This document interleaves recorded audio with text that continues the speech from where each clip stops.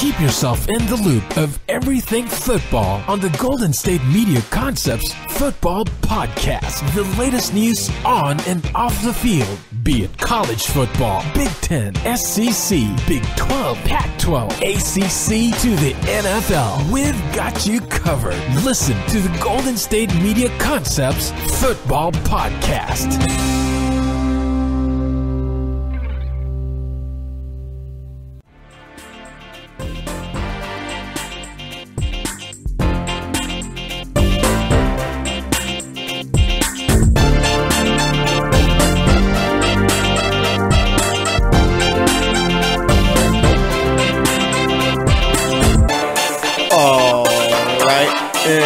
Welcome to the GSMC Football Podcast. This episode is brought to you by the GSMC Podcast Network. And as always, I am your host, Jesse Tapia. Alright, let me tell you what we're doing today. It's the offseason, so of course, we should talk about some teams who've had some pretty good off seasons, okay? As far as not bringing in too many players, bringing in enough players, or bringing in the right coaches, I'm not sure. We're going to be doing that for the first two segments, and then for the last two, we're going to be talking about Jason Garrett, okay? Third segment, we'll be talking about Jason Garrett. Should he be on the hot seat? And then for the fourth segment, we'll talk about anything else going on in the world of sports, all right? So like I said, happy show, first two segments. Third segment, we're going to be talking about whether or not a man should be on the hot seat as far as his job security. And then, like I said, for the fourth segment, we could talk about another coach, or we could talk about whatever else crosses my mind as far as the world of football goes. All right, so that's how today's show is going to go. But nonetheless, like I said, who's had some real good off seasons so far? I'm going to start off with the Baltimore Ravens. Okay, Baltimore Ravens aren't necessarily in the greatest spot right now. I think considering the fact that Joe Flacco is their quarterback. Okay, you brought in Michael Crabtree. And I think you brought in Willie Snead also. Willie Snead isn't necessarily the greatest receiver. All right, I don't even think he is as good as he is now than what he was over in New Orleans, all right? I think his prime years have passed him. But nonetheless, they also added John Brown also. Okay, so you got Crabtree, you got John Brown, you got Willie Snead, and you got Rashad Perriman, but how much longer are they going to wait on him? Okay, Perriman's going to be coming into his fourth season, hasn't really done anything since he's been drafted. All right. Over in the draft, you took Hayden Hurst, tight end, out of, where's Hayden Hurst from? Out of South Carolina. Hayden Hurst maybe could be your next Todd Heap, Dennis Pitta type of guy. All right. They've always done relatively well as far as bringing in new tight ends and whatnot, haven't they? I'd say so. Okay. So that's what your offense is looking like. You still got Buck Allen and Alex Collins as your starting running backs. All right. Maybe you do something with Kenneth Dixon finally, but I'm not holding my breath there. Defense, you got Miles Humphrey. All right, Brandon Williams. C.J. Mosley, who they're going to have to be playing pretty soon. Terrell Suggs still doing the thing. Added Brandon Carr. All right, still got Jimmy Smith and Tony Jefferson, plus Eric Weddle. So they got a pretty solid defense still. All right, I'd say that this has been a successful offseason for the Ravens, just given the fact that, yeah, you did bring in a solid receiver in Michael Crabtree. You also did bring in a possible future starting tight end in Hayden Hurst. All right, you did do well in the draft also. And my favorite pick of that draft was you drafted a backup quarterback. You drafted a guy to take over for Joe Flacco. Okay? Joe Flacco, I'm not really sure what happened to the guy. But nonetheless, he's not the quarterback I think we all thought he'd end up being this late in his career. All right. Like, don't get me wrong. The guy's got a Super Bowl, but so does, of course, Trent Dilfer. All right. And don't get me wrong. Flacco at one point in his career was great. Okay? But as of late, the guy just hasn't looked good at all. And I think we're all starting to come to the realization of that. Been in the league since 2008, so he's played about 10 years. All right, he's played in 15 playoff games. And I mean, looking at it, could we be overreacting about Flacco? Let's see. They went to the Super Bowl in 2012, I believe. Actually, what year did they win it? Yeah, 2012. So since 2012, what have the Ravens exactly done? 2013, they go 8-8. Flacco completes 59% of his passes, 3,900 yards, 19 touchdowns, 22 interceptions. All right, career worst year there. 2014, they go 10-6, 3,900 yards, 27 touchdowns, 12 interceptions. Much better year. 2015, they go 3-7. All right, 2,700 yards, 14 touchdowns, 12 picks. He only plays 10 games that year, and he goes 3-7 in those 10 games. 2016, they go 8-8 again, miss out on the playoffs for the second straight year. Completed 65% of his passes, 4,300 yards, 20 touchdowns, 15 picks. 2017, they go 9-7, miss out on the playoffs again. 64% completion percentage, 3,100 yards in 16 games. In all the years he's played 16 games, I believe that is his lowest yardage. Okay, in all the years he's played 16 games, that is the lowest amount of touchdowns he's thrown since his rookie year. And actually, the yardage is his lowest since his rookie year, because I forgot he did start 16 games that year. And then he threw 13 picks, which was his worst, the second worst of his career, or actually the third worst of his career. So 2017, he did have a career worst year. Okay. 2016 wasn't that much better. 2015, only played 10 games, was terrible in those 10. All right. Eventually, if you're the Ravens, you got to figure out, you know what, it's time to move on. All right. And I think it might just be time to move on for both parties here. Okay. Because Joe Flacco isn't a terrible quarterback. All right. It's not like he lacks talent. He has talent. If he didn't, they wouldn't have won a Super Bowl. Okay. But I think we're just at the point where maybe everyone's kind of overstayed their welcome there.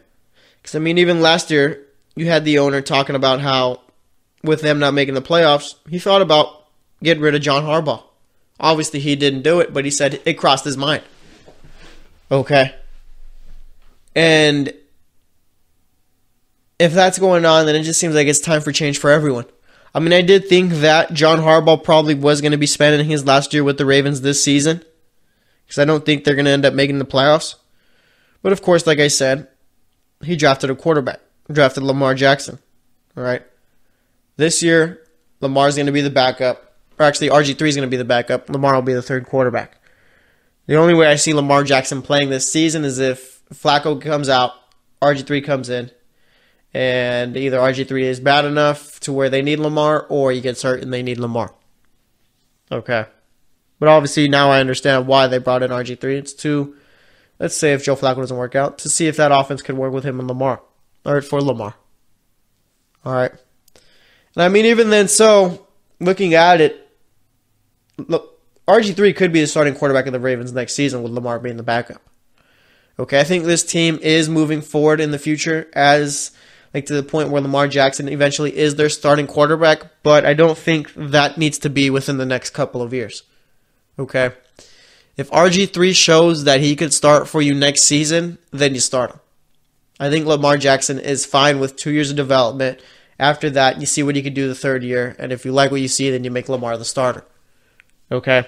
But of course, drafting Lamar Jackson gives John Harbaugh security. It gives him 2 more guaranteed seasons. Okay?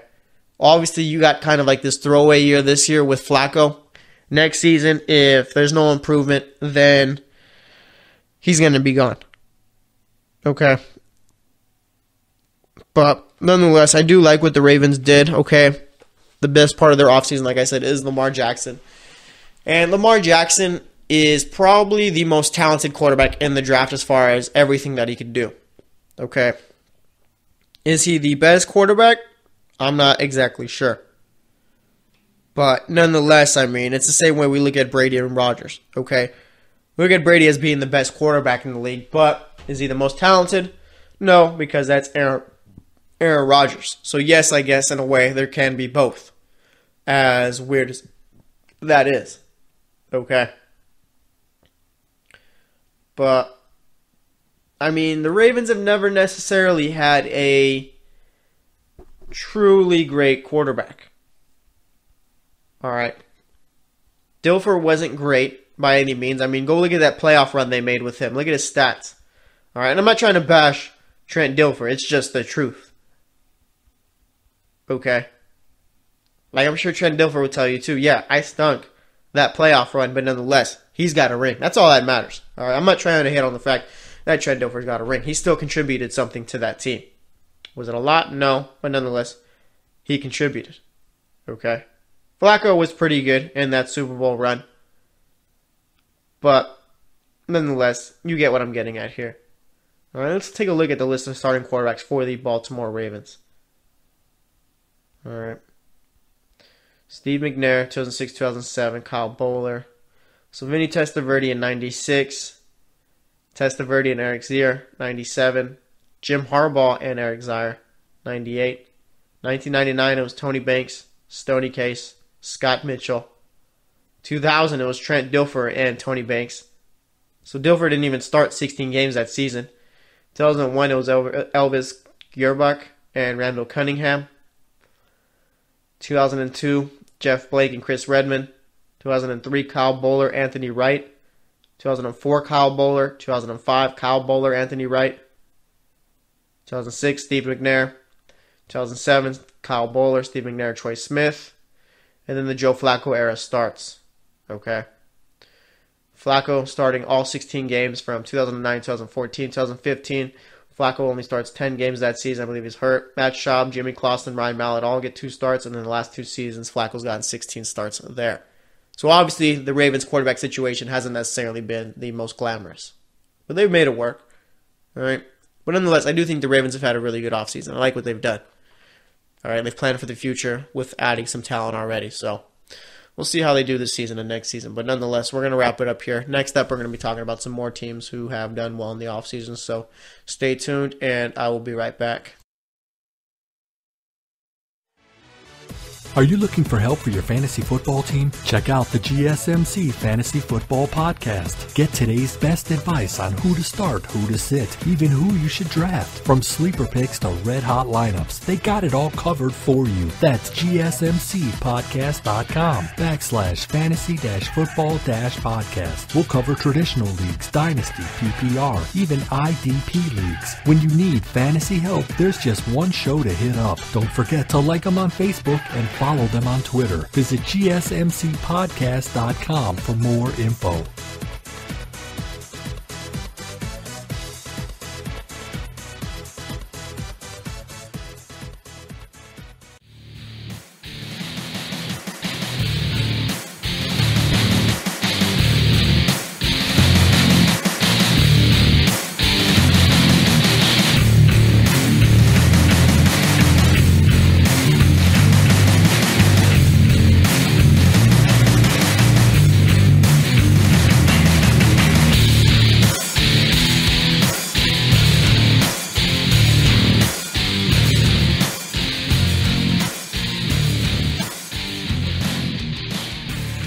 All right, and welcome back to the GSMC Football Podcast. We spent that first segment talking about the Baltimore Ravens and their offseason so far. All right, talked about what I liked about it, talked about their future.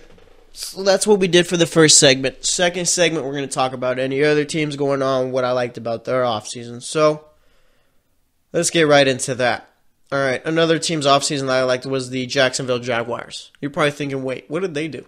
Didn't they get rid of Allen Robinson, Allen Hurns? Yes, they did. Okay. But nonetheless, there was a plan for Jacksonville, and it seems that they were just trying to execute that plan. Okay? Receivers get younger. Defense gets more depth. All right? Because, I mean, looking at it, Allen Hurns didn't do anything last season. Okay? Allen Robinson was out for the entire year. All right. Plus, You got some younger guys on your depth chart that are pretty much looking like they're ready for a bigger role. Okay, D.D. Westbrook, Keenan Cole, Marquise Lee, guys like that. All right, so the Jags felt, you know what, it's time to give the reins to those guys, get rid of the older guys. Talking about Robinson and Hurns. Okay, Robinson and Hurns were a nice little 1-2 duo. All right, for like 5 years. Hurns had one solid season. After that, kind of, you were waiting for him to get back to it. He never did. And with Robinson, we know what kind of receiver he is. It's just this past year, he was out with a season-ending injury. Okay. And like I said, on defense, they didn't really need to do too much. Just add some depth, which they did during the draft. Added another defensive tackle, added another safety, added another linebacker, and added special teams player in Logan Cook, punter out of Mississippi State. All right. I think Ronnie Harrison's going to be a good safety for that team. I think Taven Bryan, defensive tackle out of Florida, could be a guy who he's not going to get starts or anything like that, but could be decent in the snaps he gets. And then Leon Jacobs, outside linebacker out of Wisconsin, drafted in the 7th round. Will he make the team? Who knows? All right. But nonetheless, the Jaguars stayed quiet, and I think that is perfect. Okay. If you're the Jags, you know that you have a team who is ready to compete for the top spot.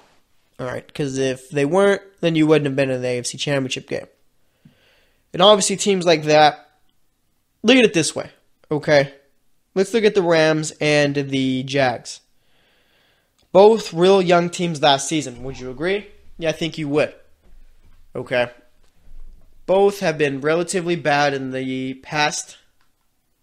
And both last season saw that they could take the next step and be a team that competes for the title, for the Super Bowl. Okay? I think we could both agree. Rams lost in the wild card game. Jaguars lost in the AFC Championship. All right. Rams don't play the defending Super Bowl runner-ups in the wild card game. I'm sure the Rams probably have a chance at getting out. But nonetheless, it doesn't work out that way. So I think that's why they lost. All right, I don't think necessarily they lost because of talent. They lost because of experience.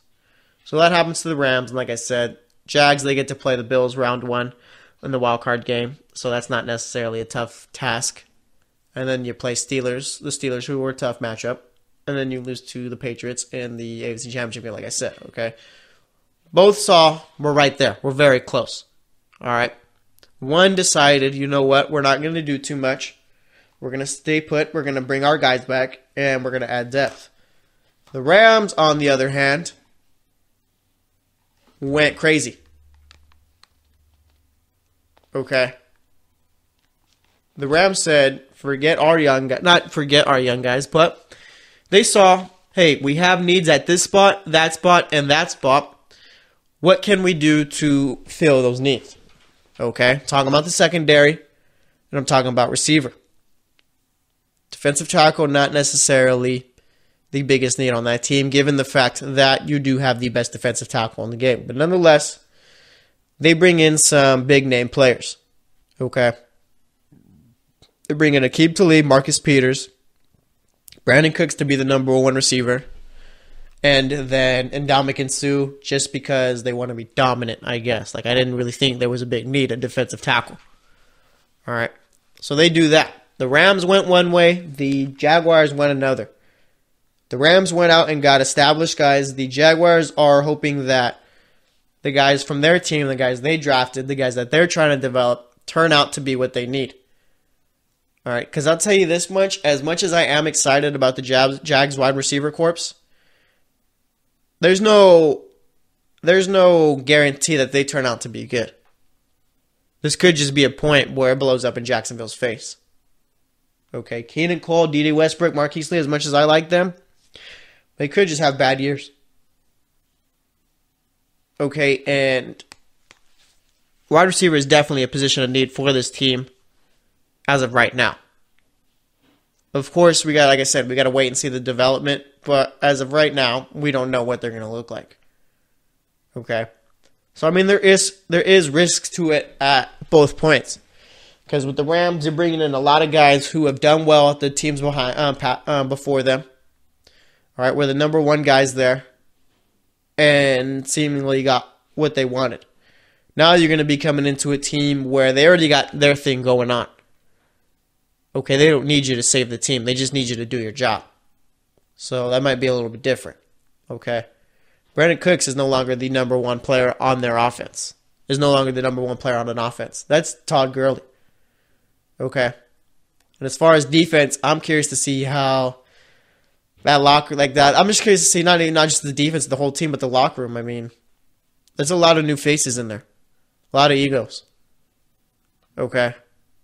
And I'm curious, is the production between Sue and Donald, I'm curious to see how that plays together.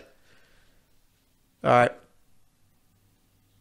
Is production going to kind of even out and balance out? Is one guy going to get more of the production than the other, or are they just going to cause havoc? Because, I mean, you can't double one because you leave the other one one-on-one. All right. And like I said, it's going to be tough for offensive lines. Because, like, we're going to double Donald on this play. All right, we're going to leave Sue one-on-one with our weakest guard.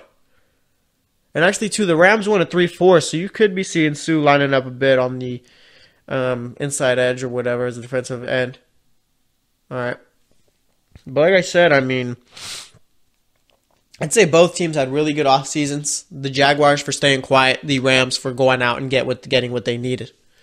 All right, and I would not be opposed to a Jacksonville Jaguars, Los Angeles Rams Super Bowl. All right. We got Goff versus Bortles, Fournette versus Gurley. All right, Cooks, Kupp, and Woods versus Cole, Westbrook, and Lee. Top defense versus top defense. I mean, they're basically the same teams. Okay. Just the Rams get to play over in LA in the NFC. Jaguars get to play over in Jacksonville in the AFC. All right, and I'd say that, yeah, Jaguars are the best team in Florida right now. All right, that necessarily hasn't been the toughest crown to obtain. All right. Nonetheless, like I said, I mean, I'm curious to see what the Jaguars look like this season.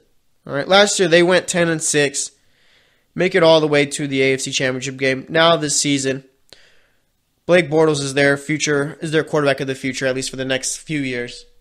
Okay, Titans got better. Texans are going to be getting better. And if Andrew Luck is as healthy as the Colts say, they will be better. All right. So like I said, it's not necessarily a set in stone thing that the Jags are even going to make the playoffs this season. Crazier things have happened. All right, and they do play in the toughest division of the AFC. I mean, we could see 3 teams coming out of this division into the playoffs this season. I would not be surprised at that at all. All right, if we had the Jags winning the division and the Texans and Titans making the playoffs, or even the Colts for that matter. Because let's not forget about the Colts. Andrew Luck, when he's out there playing healthy at 100% and looking good, there's no one better than him, really. And he's a guy who will take this terrible team to the playoffs if need be. He's that good. Let's not forget. All right. So we'll see how it all goes down. But nonetheless, I really do like the Jags offseason. I like the Rams offseason. I definitely do like the... Who we talking about in the first segment? I don't know why I'm drawing a blank. The Ravens. All right. Usually because when we talk about the Ravens, not necessarily the nicest of things. All right. But nonetheless, I really like those 3 teams off seasons. Ravens gave themselves a shot at the future.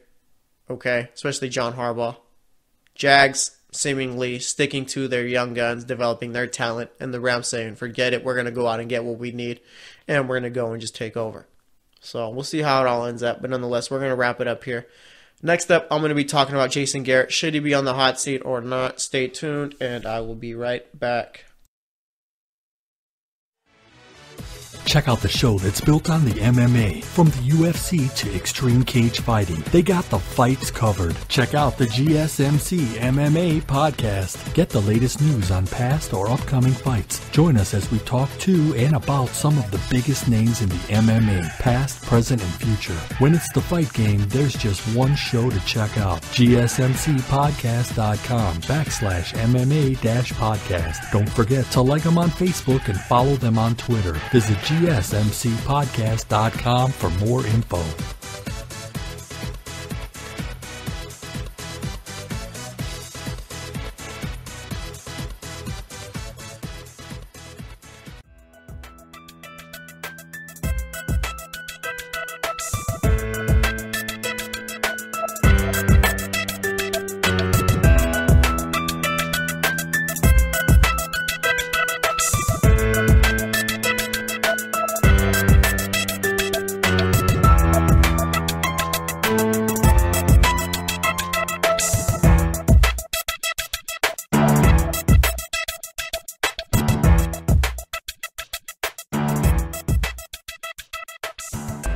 All right, and welcome back to the GSMC Football Podcast.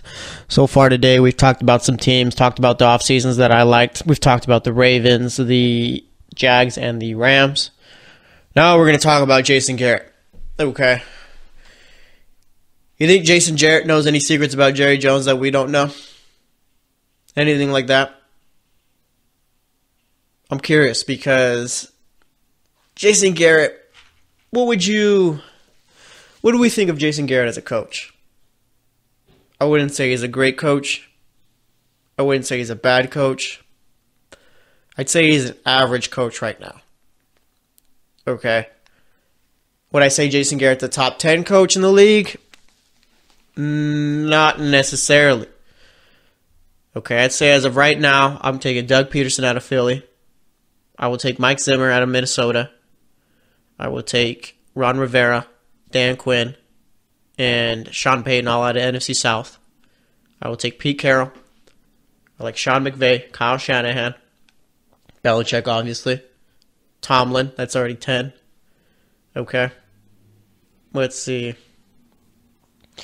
I'll take him over the coaches of the AFC South as of right now. All right.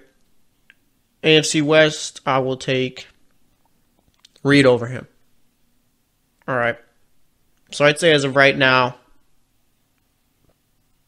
Jason Garrett's probably the 12th best coach in the league for me. And I'd say I feel pretty comfortable having him there. That's a little bit above the average.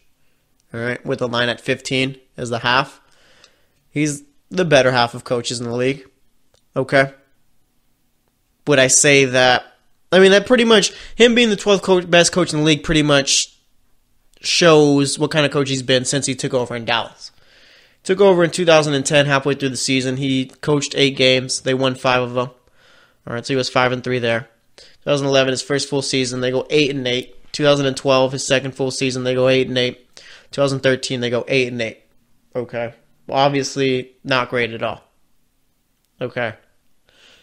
And then 2014, his first taste of success. They win a playoff game, end up losing to the Packers. I think that was the one where Dez did or didn't catch it. For the record on that play, I do think Dez caught it. Okay, I don't get the whole like how he did it. He caught it, brought it in, took 2 steps, football move, reached out. That's when it came out. All right, that should have been a catch. 2015, they go 4-12. 2016, they go 13-3, lose to the Packers off of a Mason Crosby field goal, I believe it was. And then this past season, 2017, they do finish over 500 at 9-7, but missed the playoffs. Okay, so I'd say, yeah, Garrett being the 12th best coach in the league kind of resembles his time with the Cowboys so far. Okay. And the only reason I ask, do you think Jason Garrett has any secrets about Jerry Jones that we don't know, is because this is the Dallas Cowboys. Okay, this team's got, 5 Super Bowls, 6 Super Bowls? They should be competing every year, at least being a great team every year. All right? They should be one of the top teams. But they're not. They've only made the playoffs in Garrett's 8 seasons twice. Okay, I guess 7 seasons because I'm not sure if you want to count that first year. All right, but nonetheless, yeah, they've only made the playoffs twice. Only got 1 playoff win. What if they don't make it this year? Okay, that's only 2 playoff appearances in 9 years.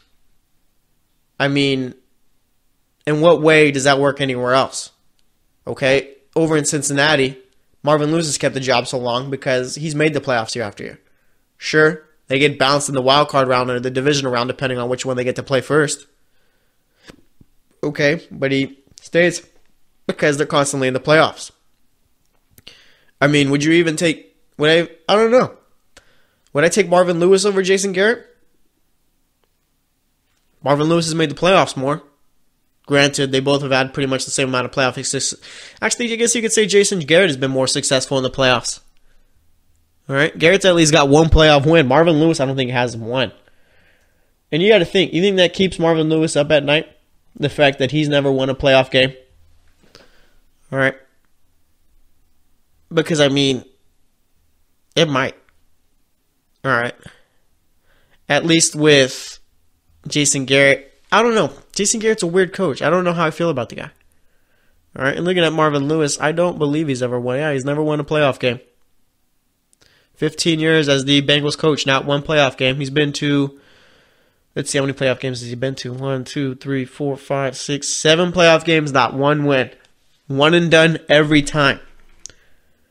I mean, that's honestly pretty impressive to do, but nonetheless, like I said, I would justify Jason Garrett being around for so long, though, if he made the playoffs year after year and lost at least.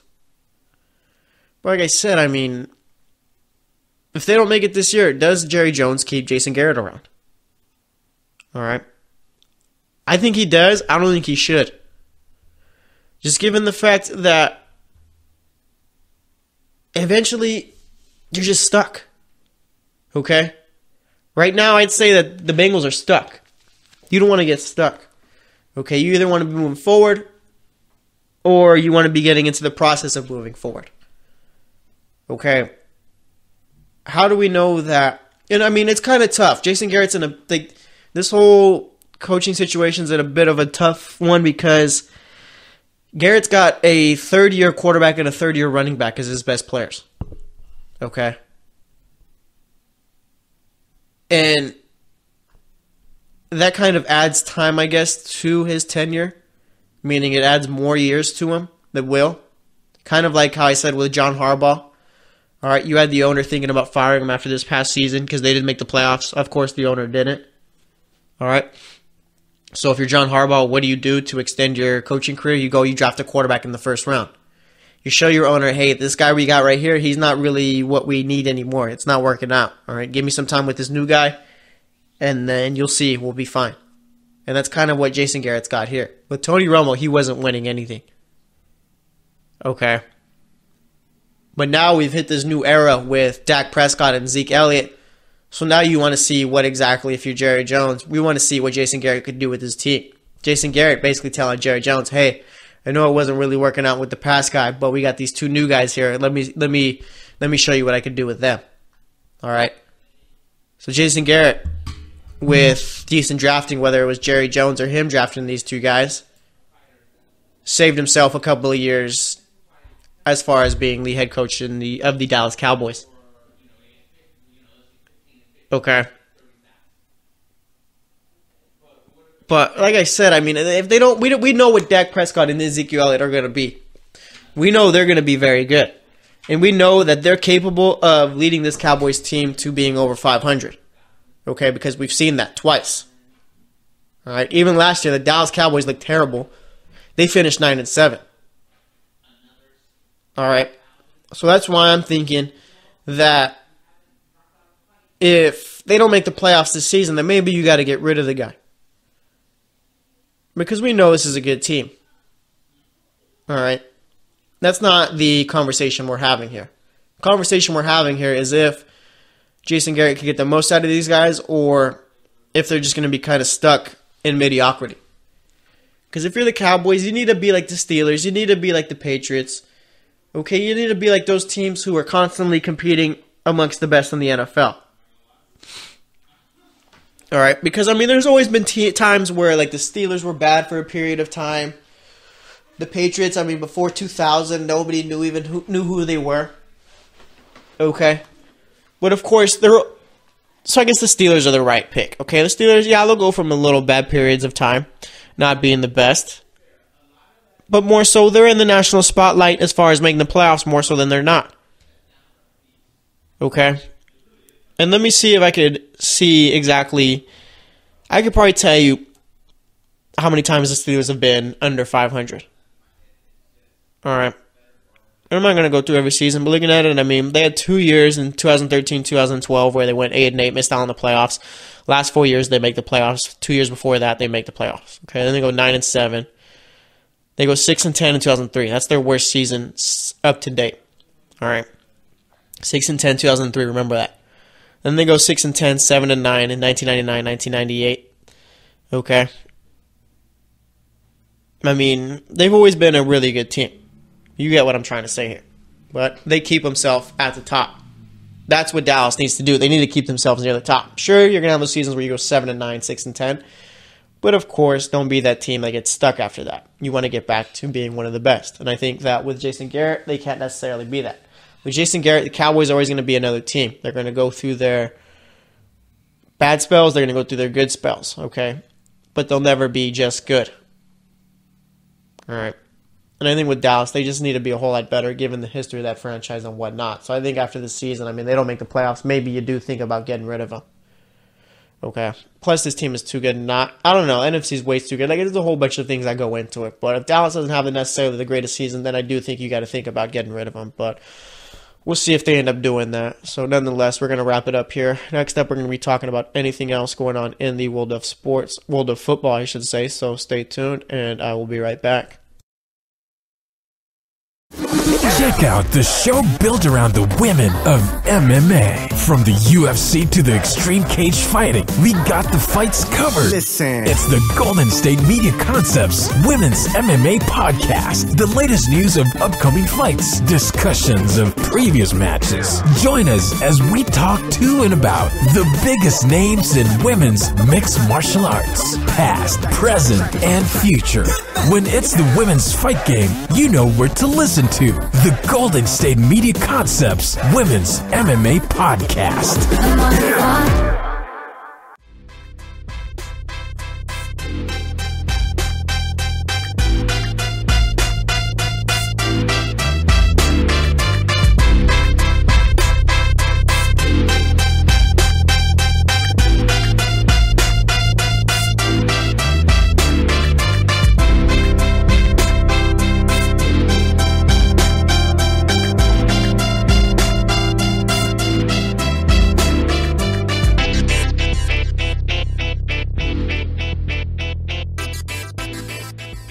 All right, and welcome back to the GSMC Football Podcast.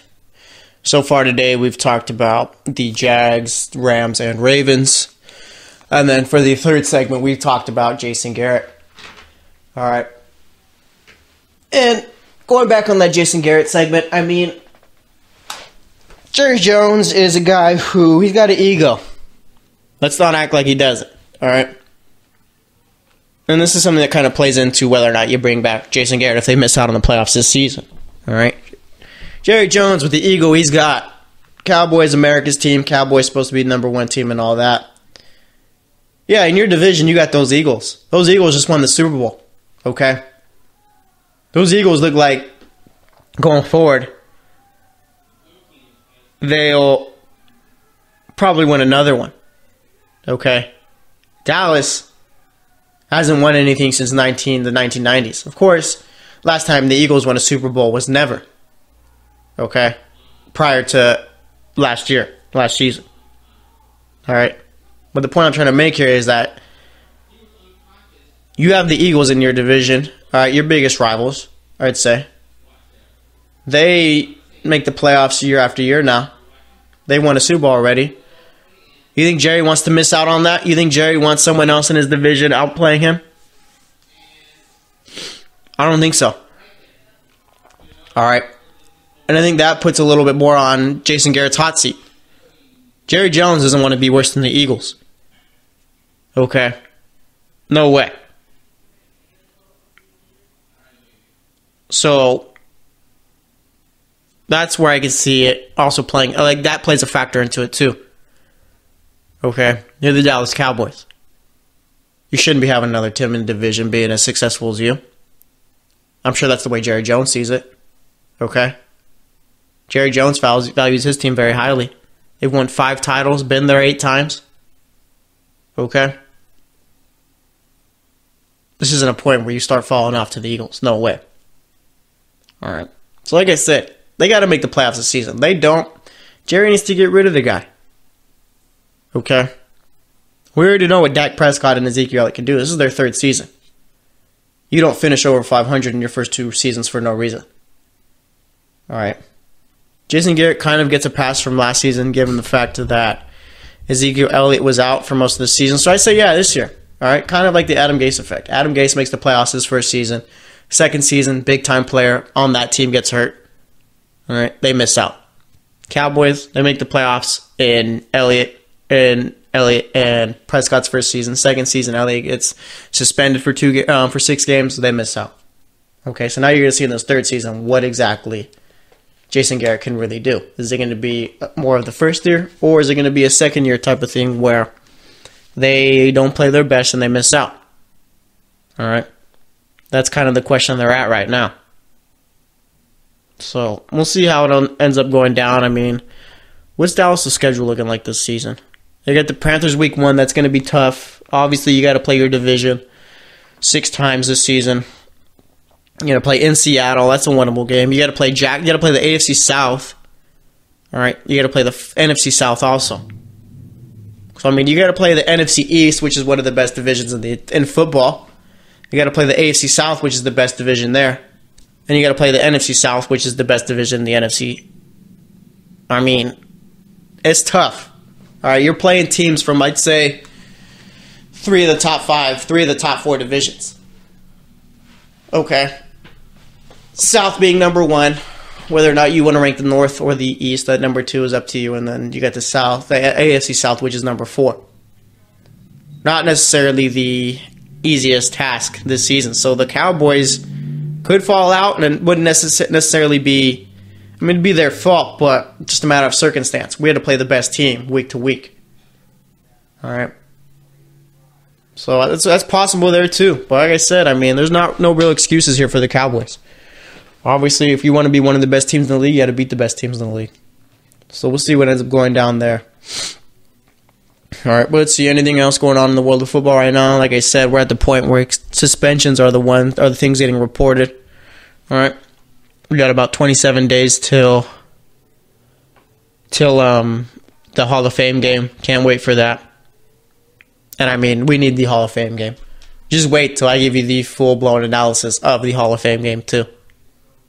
All right, that's going to be something special. But nonetheless, looking at it, there's not much else going on right now. Like I said, the only real news stories going on is who's going to take over Cleveland for the Browns. LeBron James is no longer there, and I feel like when LeBron's not there, it's a football town. All right? So which player is going to take over as the king of Cleveland? Is it Baker Mayfield? He might not even play this season. Okay? Is it Josh Gordon? I don't know. We got to see how much longer he's going to stay in Cleveland. He's only got about maybe a year left there before he's got a new deal up. Jarvis Landry, possibly. He's going to be there for a while. Maybe it's Tyrod Taylor. Okay. I mean, Tyrod Taylor gone from the Ravens to the Bills. Made the playoffs with the Bills. They didn't want him anymore, so now he's here. Maybe he finds himself in Cleveland long term. It's possible. I mean, let's say that Cleveland ends up somehow let's say Cleveland goes 8-8 this season. Are you really going to switch over to Baker Mayfield the next year? Where you had a guy who took you from 1 win to 7 more in the next season? All right? I don't think so. Tyrod Taylor, when he's got talent around him, is a very good quarterback. Cleveland could have a problem where Tyrod's good enough to where they're stuck with him. Okay? Another Buffalo Bills type of problem. You weren't anticipating this guy being this good. All right? And I mean, the Bills really did, after 21 years, make the playoffs and got rid of that quarterback that got them there. The offseason after. All right. That's why the Bills missed out in the playoffs for 21 years. Stuff like that. You got a guy who takes you to the playoffs and you still don't want him? I don't understand it. Okay? Buffalo right now, for me, is one of the worst teams in the NFL. Let's see. Who would I take over Buffalo right now? All right, I'll take Miami. I will take New England. I will take the Jets. I will take the Ravens. I will take the Bengals. I will take the Browns. I will take the Steelers. I will take the Texans, Colts, Jags, Titans, the Broncos, Chiefs, Chargers, Raiders over the Bills right now. So basically what? There's about 16 teams. So there's about the 15 teams in the AFC besides the Bills I will take. The Bills for me are the worst team in the NFL right now. They're kind of competing with the Tampa Bay Buccaneers. Okay. No real offensive weapons besides LaShawn McCoy. Defense is good, but, I mean, what good is it if you're not going to be able to score? Okay. Your defense gives up 7 points, game's over. Kind of like with Denver the last 2 years. Okay. So I'd say right now, yeah, the Bills are the worst team in the NFL, and they got rid of the quarterback that took them to the playoffs. All right. For me, they go from being a playoff team last season to now, worst team in the NFL here. Okay. And I feel bad for whoever's starting for that team week 1 because you don't really have anything to work with. All right. You don't have a true number 1 receiver. You got LaShawn McCoy, but you can't give him the ball every play of the game. Okay. So, I mean, over in Buffalo, they could go 1-15. But nonetheless, I mean, we'll see. The Bills could surprise somehow, some way. Maybe Zay Jones is what they expected. Maybe Kelvin Benjamin is what everyone expected him to be, where that usually doesn't happen, though, where you got a player playing the way he has for the last 4 years, then don't expect him to change it. All right. Like I said, we'll see how it all goes down. But nonetheless, we're going to wrap it up here. Today we talked about the Jags, Ravens, and Rams, talked about why I like their off seasons. Okay. We talked about the Cowboys, how much longer do you stick with Jason Garrett? And then we talked about the Bills, too, along with many other things in this segment. So thanks for listening to the GSMC Football Podcast. As always, I am your host, Jesse Tapia. I will be back tomorrow, so stay tuned, and I will talk to you guys later. You've been listening to the Golden State Media Concepts Football Podcast, part of the Golden State Media Concepts Podcast Network. You can find this show and others like it at www.gsmcpodcast.com. Download our podcast on iTunes, Stitcher, SoundCloud, and Google Play. Just type in GSMC to find all the shows from the Golden State Media Concepts Podcast Network, from movies to music, from sports to entertainment, and even weird news. You can also follow us on Twitter and on Facebook. Thank you, and we hope you have enjoyed today's program.